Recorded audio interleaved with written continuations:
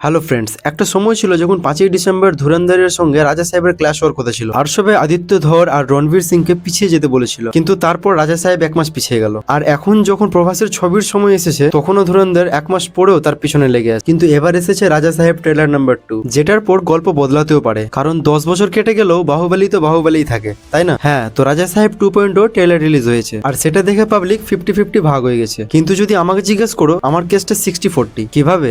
এসো বলি।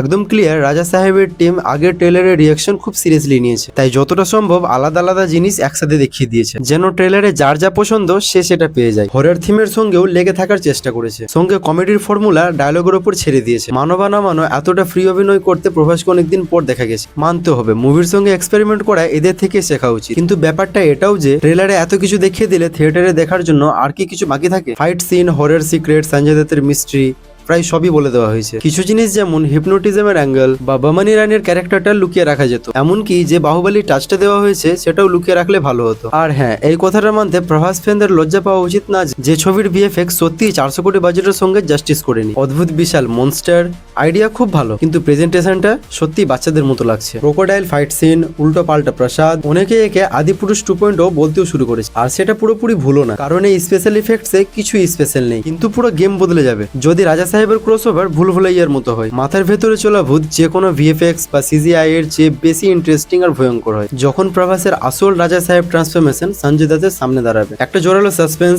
মাথা ঘুরিয়ে দেওয়া ক্লাইম্যাক্স, আর ভিলেনেরা বাপ বের করে দেওয়া রাজা সাহেবের ওল্ড স্টাইল ক্যারেক্টার, এগুলো পুরো গেম চেঞ্জ করে দিতে পারে। এখন সবচেয়ে বেশি যে বিষয়টা নিয়ে কথা হচ্ছে সেটা হলো ট্রেলারের শেষে দেখানো প্রভাসের একদম জোকার মেকআপ লুক। মানে ডিরেক্টরের সবচেয়ে বেশি কনফিডেন্ট এই সিনটাই। তাহলে কারো ঘন্টা কিছু যাবে আসবে না। দেখো, ভাইব তো আছে, প্রভাস আর জোকার দেখতে যেমনই হোক, কিন্তু এই লুকে সে যা করবে সেটা হয়তো জোকার না, বরং পেনিওয়াইজের মতো ভয়ঙ্কর, বিভীষিকাময় আর আউট অফ সিলেবাস হতে পারে। কিন্তু দুঃখের কথা এটাই, প্রভাস থাকার পরেও নর্থ বেল্টে ছবির হাইপ খুবই কম। এমন অবস্থায় ছবির কন্টেন্টকে 200 গুণ ভালো হতে হবে, না হলে বাহুবলী তো দূরের কথা, আদিপুরুষের মতো কালেকশন হবে না। তাই আমার মতে রাজা সাহেবের হারানোর কিছু নেই, শুধু ভুলভুলাইয়ার মতো একটা টুইস্ট দিলেই 60% কাজ হয়ে যাবে, এটা নিশ্চিত। কিন্তু একটা কথা পাকা, ওই ছবি ডিজাস্টার হবে, না হলে গেম চেঞ্জার। মাঝামাঝি কিছু হবে না। বাকিটা তোমরা বলো, কি ভালো লেগেছে আর কি খারাপ লেগেছে। আর ভিডিওটি ভালো লেগে থাকলে লাইক, কমেন্ট, শেয়ার আর সাবস্ক্রাইব করতে ভুলো না।